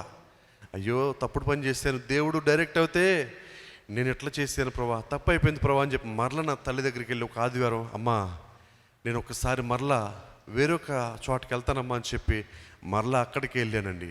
వెళ్ళినప్పుడు ఆదివారం అక్కడికి వెళ్ళాను. ఆ గేట్లోంచి లోపలికి వెళ్ళగానే ఒక 10 మంది విశ్వాసులు, మన విశ్వాసులు అక్కడ నిలబడి ఉన్నారు. వాళ్ళని చూసి నేను స్టన్ అయిపోయా. నన్ను చూసి వాళ్ళు స్టన్ అయిపోయారు. నువ్వు ఇక్కడ ఉన్నావేంటయ్యా అంటే, మీరు ఇక్కడ ఉన్నారంటే నేను అంటున్నాను. వాళ్ళు, నేనేమన్నానంటే, అయ్యా నేను వాక్యం చెప్పాలి కదా, బయట పరిస్థితులు ఎలా ఉన్నాయో చూసి వెళ్దామని వచ్చాను అని చెప్పేసి చెప్పినప్పుడు, అయ్యా రండి మా అయ్యగారి దగ్గర తీసుకెళ్తాను, పరిచయం చేస్తా అంటున్నారు. వామ్మో, ఎక్కడికి వెళ్ళినా దేవుడు ఇంత డైరెక్ట్ చేస్తున్నాడు అని చెప్పి భయం వేసి, లేదు వాక్యం విని వెళ్తానని చెప్పేసి వాక్యం వినేసి కాముకు వచ్చేసాను. ప్రభా, ఇక ప్రార్థన చేస్తున్నా. ప్రభా, నా ప్రార్థన అంతా డైవర్ట్ అయిపోయింది. ఎలా అంటే, సహవాసం కోసం, ఆత్మల భారం కలిగి నా స్పిరిచువల్ లైఫ్ కోసం, దేవునితో అభివాహ సంబంధం ఎన్ని ఎగిరిపోయి ఎంతసేపు ఆ స్త్రీ గురించే నా ప్రార్థన. చాలా విచారకరం. అయితే కొంతకాలం వరకు నేను ప్రార్థన చేస్తూనే ఉన్నా. ప్రభా, నువ్వే వాళ్ళని తీసుకురా, వాళ్ళెవరు నేను ఎప్పుడు చూడలేదు, వారు నాకు చూపించావు కదా, అలాగే నన్ను వాళ్ళకి చూపించి వాళ్ళని తీసుకురా అని చెప్పి ప్రార్థన చేస్తూ ఉన్నాను. కొంతకాలానికి నేను కనిగిరి వెళ్ళినప్పుడు రత్నక ల్యాప్టాప్లో మరలా ఆ ఛానల్లో పాట వస్తుంటే ఛానల్ ఓపెన్ చేస్తే అప్పటికి ఆమెకి, ఆ స్త్రీకి ఎంగేజ్మెంట్ అయిపోయింది. బ్రా, స్టన్ అయిపోయాను, బాధ అయిపోయింది, వేదన అయిపోయింది హృదయం అంతా. ఎంతగా కళ్ళంటే నీళ్లు కారిపోతుంది అంటే, ఒక్కడ నడుచుకుంటా అడవిలో ఆ తోటలోకి వెళ్ళిపోయాను పిల్ల. ఎందుకంటే నా కనులు మూయబడినవి, నా ప్రార్థన సమయం నేను చేసేటువంటి అదంతా డైవర్ట్ అయిపోయింది. నాకు అర్థమైపోయింది, సాతానుడు నన్ను డైవర్ట్ చేశాడు, సాతానుడు నన్ను డైవర్ట్ చేశాడని అర్థమైపోయింది. ఇప్పుడు హృదయం అంతా ఎలుగెత్తి ఏడ్చాను, ప్రభా ఎంత గుడ్డివాడిని ప్రభా, నేను ఇన్ని నెలలు నా ప్రార్థన వ్యర్థమైపోయింది. ఏడ్చాను ఇప్పుడు చాలా. ఆ స్త్రీ గురించి కాదు, కానీ నా ఆత్మీయ స్థితి గురించి నేను ఏడ్చాను. చాలామంది ఇదే విషయం చెబుతూ ఉంటారు. ఆశతో ప్రార్థన చేస్తారు, ఆశతో వస్తారు, యేసు ప్రభుతో మమేకమై ఉండాలని, యేసు ప్రభుతో మిళితమై ఉండాలని, ఆయనతో స్నేహం చేయాలని ఆశతో వస్తారు. కానీ వారి ప్రారంభ దినాలలో యేసు ప్రభుతో మంచి రిలేషన్ ఉంటుంది. కానీ కొంత సమయం వెళ్ళేపాడికి సాతాను వేస్తే సింపుల్ ఉచ్చుల్లో పడిపోయి, చాలామంది యవనస్తులు చెబుతూ ఉంటారు, అనే పలానా సేవకుని కూతురుతో వివాహం అయినట్టుగా దేవుడు నాకు చూపించాడు. చాలామంది చెబుతారు, దేవుడు నన్ను ఇది చదవమన్నాడని చెబుతారు. మొన్న ఒక వ్యక్తి చెప్తున్నాడు, నన్ను కలెక్టర్ చేస్తానని చెప్పాడు దేవుడు, నన్ను కలెక్టర్ని చేస్తానని చెప్పాడు అన్నయ్య, నన్ను చదవమని ఆ వ్యక్తి మంచి భక్తి చేస్తాడని ఆశపడ్డా. రాజీ పడకుండా భక్తి చేస్తున్న ఆశపడితే సాతానుడు నాకేసినటువంటి ట్రాప్ తమ్ముడు కూడా సాతాను ఉచ్చివేశాడు. నేను చెప్పాను, అయ్యా బందరులో ఒక దేవుని సేవకురాలు ప్రార్థన చేస్తూ ఉందంట. నాయనా పొయ్యి మీదకి ఉన్నాయి కానీ పొయ్యి లోపలికి లేవు ప్రభా, కట్టెలు లేవు ప్రభా, వండుకుంటానికి ఉంది కానీ పొయ్యి వెలిగించుకుంటానికి కట్టె పొలాలు లేవు ప్రభా అని ప్రార్థన చేస్తూ ఉందంటయ్యా. కలెక్టర్ భార్యతో దేవుడు మాట్లాడాడంట, అమ్మా నువ్వు లేచి వెళ్ళి ఒక బండిడు పొలాలు తీసుకువెళ్ళి దేవుని సేవకురాలకి ఇవ్వు అని చెప్పాడట. అయ్యా దేవుడు కలెక్టర్లు కాదు, డాక్టర్లు కాదు, ఎవరినైనా మార్చుకోగలిగిన దేవుడు. నీ సమయాన్ని వ్యర్థం చేయటానికే, నీ సమయం వ్యర్థ కాలాపన జరగటానికి సాతాను వేసిన ట్రాప్ అయ్యా ఇది. నువ్వు దీన్ని లక్ష్య పెట్టవద్దయ్యా, ప్రార్థన చేసుకో. సాతానుడు నన్ను ఇలా ట్రాప్ చేశాడు, నన్ను ఇలా డైవర్ట్ చేశాడు. ఇప్పుడరా నేను సేవకులు వచ్చి నన్ను అడుగుతూ ఉండేవారు, అయ్యా నువ్వు వాక్యం చెప్పాలి, నువ్వు నిలబడాలయ్యా అని చెప్పినప్పుడు నేను ధైర్యంగా చెప్పేవాడిని. ఏమని చెప్పనా, దేవుడు నాతో మాట్లాడాడయ్యా, నేను ఎప్పుడు నిలబడాలో ఎప్పుడు వాడుకోవాలో నేను చెబుతాను అని దేవుడు నాతో చెప్పాడని చెప్పేసి అబద్ధవాడేవాడిని, మోసపరిచేవాడిని. ఎవరికది లాస్, అది నన్ను నేను మోసపరుచుకుంటున్నాను. పిల్లరా ఎంతో విచారకరం, అది ఎంతో బాధాకరం. నాకు ఎవడన్నా దేవుడు మాట్లాడని చెబితే కడుపు రగిలిపోతుంది. పిల్లరా దేవుని మాట్లాడే స్టాండర్డ్స్ ఉన్నవాడు ఎలా ఉంటాడో తెలుసా, ఆత్మల పట్ల భారము కలిగి, నశించిపోతున్న వారి పట్ల భారము కలిగి. పిల్లరా వాళ్ళ స్టాండర్డ్స్ వేరుగా ఉంటాయి. విశ్వాసులని మీరు కూడా వివాహ విషయం దేవుడు మాట్లాడాడు, పిచ్చి మాటలు మాట్లాడవద్దు. అర్థమవుతుందా? నాతో ఒక దేవుని సేవకుడు చెప్పాడు, అయ్యా ఇంచుమించు 7-8 మంది సేవకులు విశ్వాసులు నా దగ్గరకు వచ్చి, అయ్యా నీ కూతురు నా కొడుకిచ్చి పెళ్లి చేస్తున్నట్టుగా దేవుడు చూపించాడయ్యా. ఎన్ని సాతాను వేసే ట్రాప్స్ అండి. మనం ఎందుకోసం బ్రతుకున్నాం, యేసుప్రభు మనల్ని ఎందుకోసం మార్చుకున్నాడంటే నశించిపోతున్న ఆత్మలకు వెదకి రక్షించాలని. ఈజీగా మనం డైవర్ట్ చేసేస్తున్నాడు అపవాది. దయచేసి మన ఆత్మీయ స్థితి ఎలా ఉంది? ఆశతో వచ్చాం, దుప్పి నీటి వాగుల కొరకు ఆశపడినట్లు, దేవా నీ కొరకు నా ప్రాణం తృష్ణ కొనుచున్నది. ఆశ, నిజమైన ఆశ మన హృదయంలో కలుగుతున్నది. కానీ సాతాను డైవర్ట్ చేస్తున్నాడు, బహుజ్ఞానంగా డైవర్ట్ చేస్తున్నాడు. బహుజ్ఞానంగా ఎన్నడూ నేను ఆ స్త్రీని చూడలేదు, వారి తండ్రిని చూడలేదు, వారి తాతను చూడలేదు, కానీ నాకు చూపించాడు.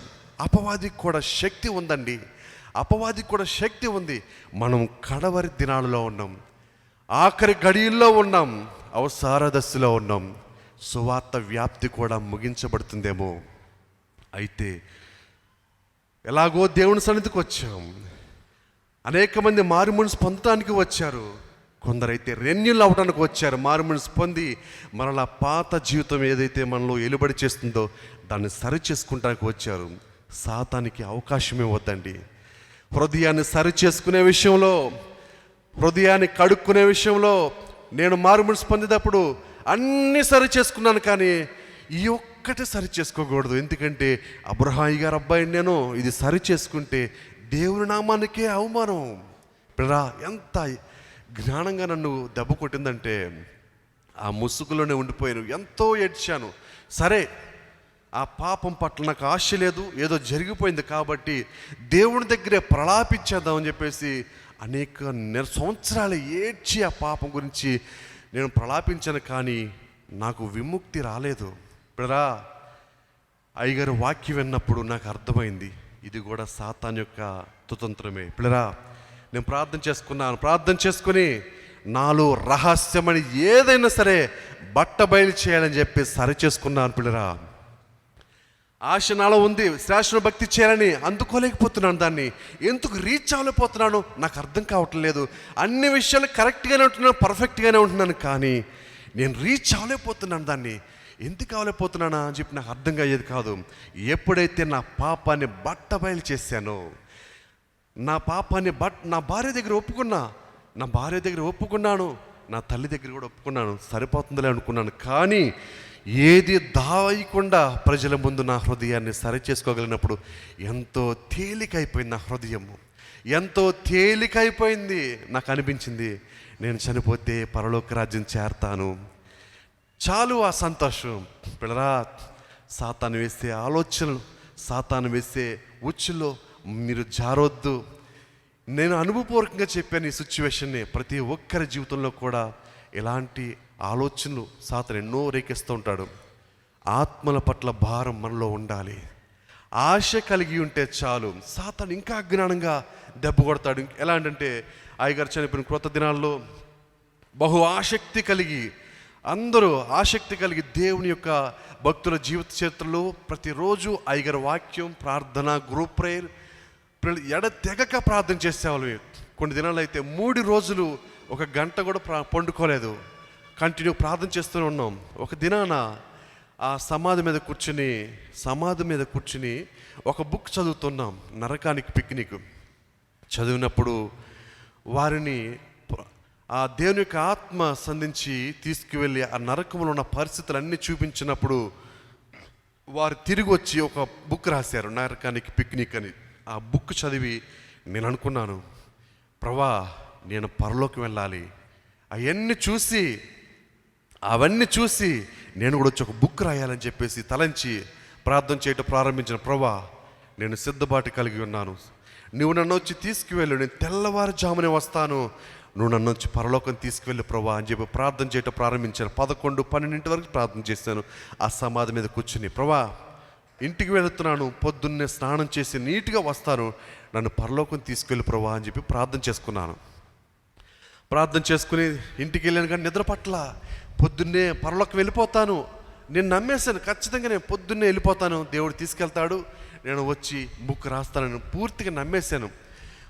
పిల్లరా, తెల్లవారుజామునే తలస్నానం చేశాను, అయ్యగారు బైబిల్ తీసుకున్నాను, వైట్ అండ్ వైట్ షర్ట్ వేసుకుని వచ్చేసాను. పిల్లరా, వస్తూ ఉన్నప్పుడు ఈ చివరికంట వచ్చినప్పుడు ఒక సహోదరుడు నాకు ఎదురొచ్చాడు. అన్నయ్య, ఇంత పొద్దున్నే నీట్గా రెడీ వెళ్తున్నారు, ఎక్కడికి వెళ్తున్నారంటే, ఉండబెట్టుకోలేక ఒక మాట వదిలేసాను.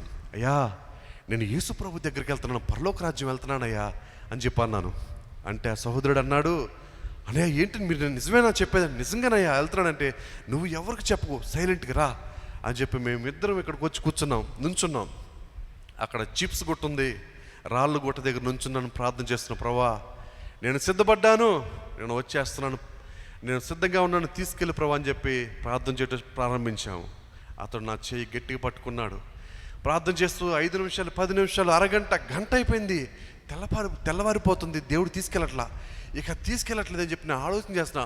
నుంచున్నాను కదా, నుంచుంటే దేవుడు తీసుకెళ్తే, నేను కింద పడితే దెబ్బ తగిలిద్దని దేవుడు తీసుకెళ్ళట్లేదేమో అని చెప్పేసి అప్పుడు ఎగురుతున్నాను, గాల్లో తీసుకెళ్ళి అని ఎగురుతున్నాను. ఎగిరి స్లోగా కింద పడ్డాను. ఇప్పుడు ఎప్పుడైతే నేను కింద పడ్డానో, నా పక్కన సహోదరుడు చాలా అమాయకుడు, ఆ సేవకుడు చదువులేనివాడు, చాలా అమాయకుడు, నేను వెళ్ళిపోయాను అనుకుంటున్నాడు. అమ్మో, ఎలుగెత్తి ఏడుస్తున్నాడు, ప్రభా నన్ను తీసుకెళ్ళని. అతను నిజంగా ఏడుస్తున్న పరిస్థితిని చూసి నాకు భయం వేసింది. ప్రభా, అతను తీసుకెళ్ళిపోతాం, నన్ను వదిలిపెట్టేస్తామని చెప్పేసి ఊపిరి కూడా బిగబట్టేశాను. ఊపిరి బిగబడితే నాలోంచి ఆత్మ బయటకు వస్తాను, ఊపిరి కూడా బిగబట్టేశాను. బిడరా, బిగబట్టిన సందర్భం ఎంతసేపు ఉన్నా సరే నాలోంచి ఆత్మ వెళ్ళట్లేదు. ప్రార్థన చేస్తున్నాం, ప్రభా తీసుకెళ్ళాను ప్లీజ్ ప్రభా. ప్రార్థన చేస్తున్నప్పుడు ఆ సహోదరు డబేలు కింద పడిపోయాడు. అమ్మ, దేవుడు నన్ను విడిచిపెట్టేశాడు, అతను తీసుకెళ్ళిపోయాడు దేవుడు అని చెప్పేసి ఇక నా హృదయంలో భయంకరంగా నలిగిపోతున్నాను పిల్లరా. ఏడుస్తున్నాను హృదయంలో, నైనా నేను వస్తే అతను తీసుకెళ్తావా అని చెప్పేసి ఇంచుమించు ఒక అరగంట సేపు ఏడిచాను పిల్లరా. తెల్లవారుజాము అయిపోతుంది, వెలుగు వచ్చేస్తుంది, ఏం చేయలేక నిస్సాహి సరే ఆ సహోదరుని నన్ను అడుగుతూ వచ్చిన తర్వాత పరలోకం ఎలా ఉందో అని చెప్పేసి స్లోగా కళ్ళు లేపి కింద చూస్తే అతను నా వైపు కళ్ళు లేపి చూస్తూ ఉన్నాడు. పిల్లరా, ఏంటయ్యా నువ్వు పరలోకం వెళ్ళదా అన్నాను. అతను అన్నయ్య నువ్వు వెళ్ళదా అంటున్నాడు. నువ్వు వచ్చి ఏదో చెబుతావు నేను చూస్తున్నాను అంటున్నాడు. అర్రే నువ్వు ఏదో చెబుతావు నేను చూస్తా అంటున్నాడు. ఎంతో నిరుత్సాహపడ్డాను పిల్లరా, ఎంతగానో నిరుత్సాహపడ్డాను. ఆశ ఊహిస్తాకి బాగానే ఉంది, పరలోక రాజ్యం చేరాలి, అక్కడన్నీ చూడాలని ఆశ కలిగి ఉన్నాను. కానీ అది ఎలాంటి ఆశ? సాతానుడు తెలివిగా ఎలా చిక్కు పెట్టాడు చూసారా? అవి కాదు. మనం ప్రాణంతో ఉన్నాం, మనం బ్రతికే ఉన్నాం. మన కర్తవ్యం ఏంటి? దేవుడు మనల్ని ఎందుకోసం మార్చుకున్నాడు? మనలాంటి స్థితి గల వారిని మార్చుకుంటానికి, మనం వెళ్ళిన త్రోవలో మరొకరు వెళ్ళకూడదని, ప్రభు మార్గాన్ని వారికి చూపాలని దేవుడు మనల్ని ఎంపిక చేసుకున్నాడు. కానీ సాతాను వేసే ఆలోచనలో పడుతున్నావేమో సోదరి సోదరుడా, దయచేసి ఆలోచించండి. మనపై ఆత్మల పట్ల భారం దేవుడు మోపించాడు, మనపై ఆత్మల భారం దేవుడు మోపాడు. ఇప్పుడురా, తూర్పు దిక్కు నుండి పడమటి దిక్కు వరకు నేను కాక మరొక దేవుడు లేడని జనులు తెలుసుకున్నట్లుగా నిన్ను నన్ను ఏర్పాటు చేసుకున్నాడు. ఇప్పుడురా, ఆ భారం మనపై మోపబడి ఉన్నది. ఆ భారాన్ని మోయటానికి మనం సంసిద్ధంగా ఉండాలి. మనం ఎల్లప్పుడూ సిద్ధపాటు కలిగి ఉండాలి. సాతాను వేసే ఆలోచనలకి మనం తల వంచకూడదు. ఇహలోక సంబంధమైన అవే మన వెంట మనము పండుకొనినప్పుడు మనకి ఏది కావాలో దేవుడు మనకు అది అనుగ్రహిస్తాడు. వాటి కోసం మనం ఆలోచన చేయనవసరం లేదు. మనకి ఏది కావాలో ఆయనకి తెలుసు, మనకి ఏది అవసరమో ఆయనకి తెలుసు. మనం వాటి గురించి ఆలోచన చేయని అవసరం లేదు. సాతాను వేస్తే ఆ ఉచ్చులో మనం పడకుండా తప్పించుకోవాలని ఆశపడుతున్నాను. ప్రార్థన చేసుకుందాం. లేచి నిలబడండి, ప్రార్థన చేసుకుందాం. ఒక్క మాట చాలునయ్యా నా యేసయ్యా నీ, ఒక్క మాట చాలునయ్యా నా యేసయ్యా, ఒక్క మాట చాలునయ్యా నా యేసయ్యా నీ, ఒక్క మాట చాలునయ్యా నా యేసయ్యా. నీ మాటకెంతో శక్తి ఉందయ్యా, నీవు మాట పలికిన మహిమలు జరుగునయ్యా. నీ మాటకెంతో శక్తి ఉందయ్యా, నీవు మాట పలికిన మహిమలు జరుగునయ్యా. యేసయ్యా, యేసయ్యా, యేసయ్యా, యేసయ్యా, యేసయ్యా, యేసయ్యా, యేసయ్యా, ఒక్క మాట చాలునయ్యా నా యేసయ్యా నీ, ఒక్క మాట చాలునయ్యా నా యేసయ్యా.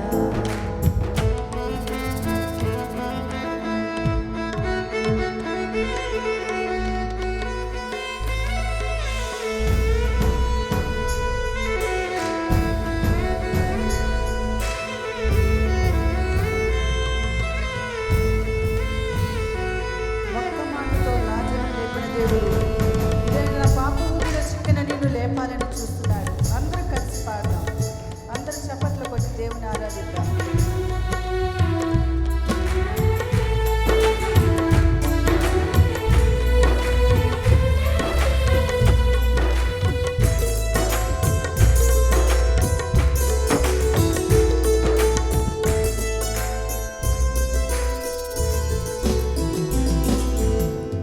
ఒక్క మాటతో లాజరును లేపావు, ఒక్క మాటతో దాసుని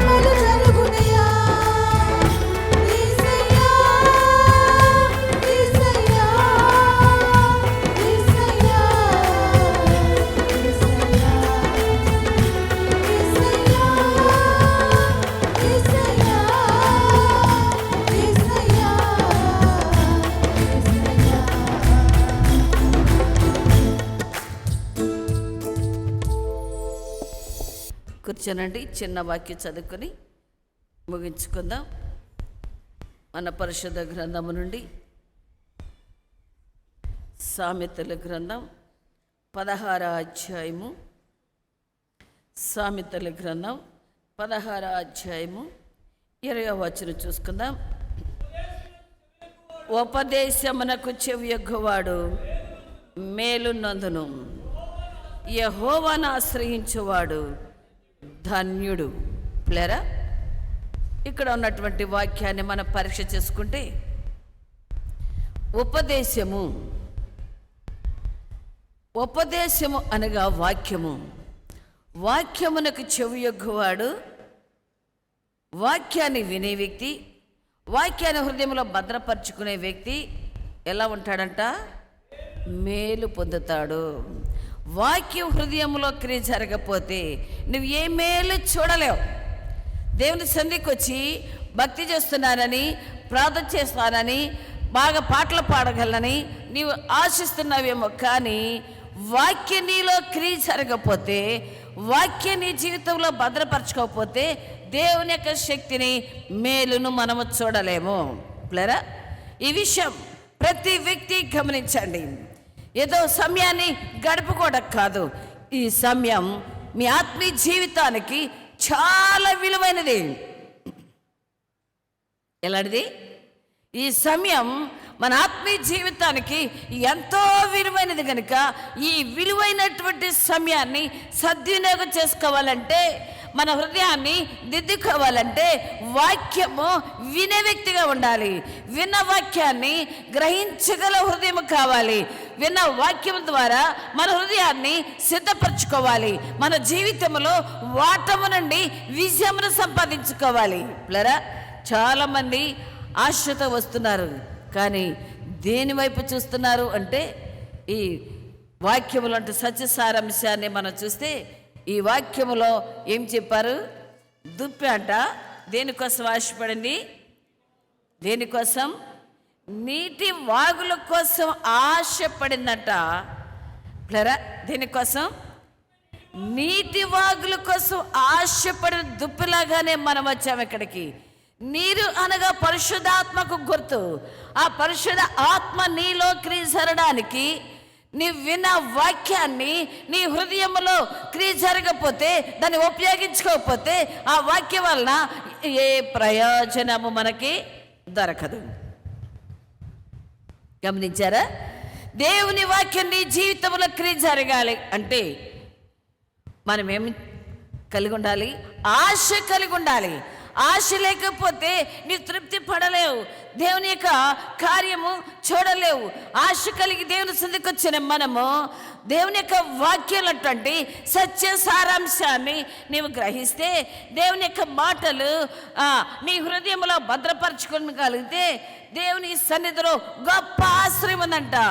యెహోవాను ఆశ్రయించేవాడు ధన్యుడు. ఎవరంట? ఎక్కడికి వచ్చాం?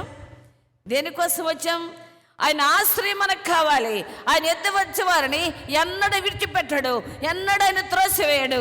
దేవుని వాక్యం విని దేవుని యొక్క శక్తిని, ఆయన ప్రభావమును మన జీవితంలో భద్రపరచుకోగలిగితే, దైవశక్తి చేత నింపబడితే, ఆశతో వచ్చినటువంటి నీ ఆత్మీయ జీవితానికి గొప్ప ఆశీర్వాదం ఉంది కనుక ఆశీర్వాదాన్ని తీసుకువెళ్ళాలంటే ఎలా ఉండాలి?